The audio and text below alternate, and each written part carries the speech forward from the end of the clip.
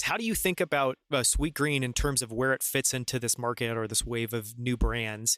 And what do you find most interesting or novel or exciting about what they're doing? There's so many interesting facets to Sweet Green, and certainly the pandemic has hurt a lot of parts of their businesses, but also has kind of opened to some new routes too. I first started being interested in Sweet Green about, I think, 5 years ago when it was launching in New York, where I was living then.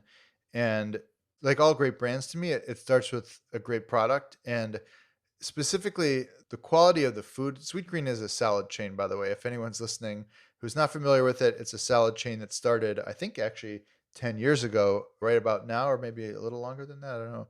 They just celebrated some sort of anniversary in Washington, D.C. And it's just a very high quality salad product. Like they make everything in each restaurant. There's no national commissary where they make all the dressings or anything like that. Like they make everything in each restaurant with a local supply chain, which is kind of made it trickier for them to grow than some other brands, but it has resulted in a product that's just much better than their competition.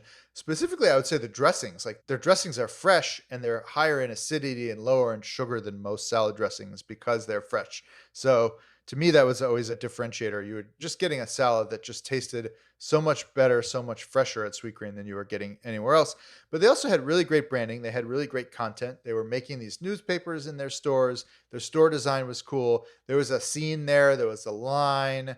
It was a little obnoxious to stand in the line for 20 minutes to get your lunch, but it was also the best people watching of the day. So it worked. And they were able to scale to a point in New York and DC, and now they're open it in a bunch of cities in a really compelling and interesting way.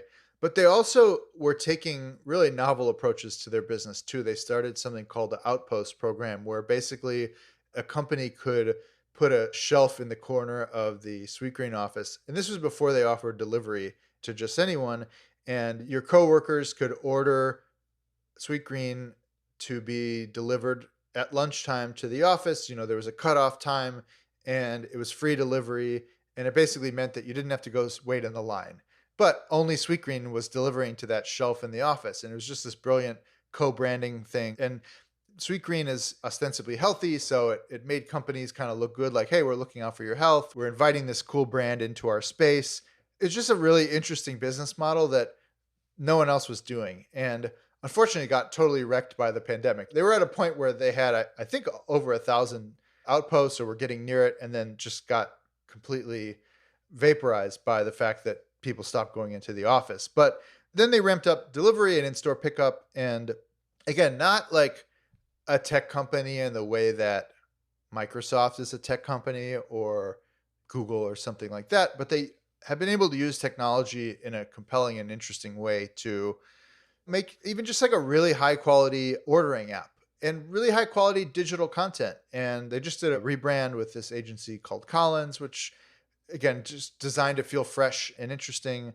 And I think they just get the younger and more modern consumer in a way that pretty much few or no other fast casual restaurants do. I would say one that has continued to impress me is Chipotle.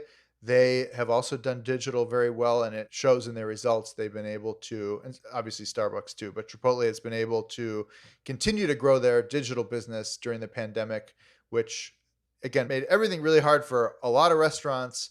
But the ones that really figured out digital, figured out how to be, I hate this term, but omni-channel have been the winners. And that's the lesson here is the ones that figured out how to use technology to the best of their abilities are the ones that are going to be stronger and more resilient no matter what happens. You know, we thought everything was reopening and every restaurant that had set up a little provisions corner has since shut those down. A lot of the restaurants that started doing online ordering have stopped offering takeout. Some of the more sit down type places that had kind of tried doing delivery and takeout have curbed that back.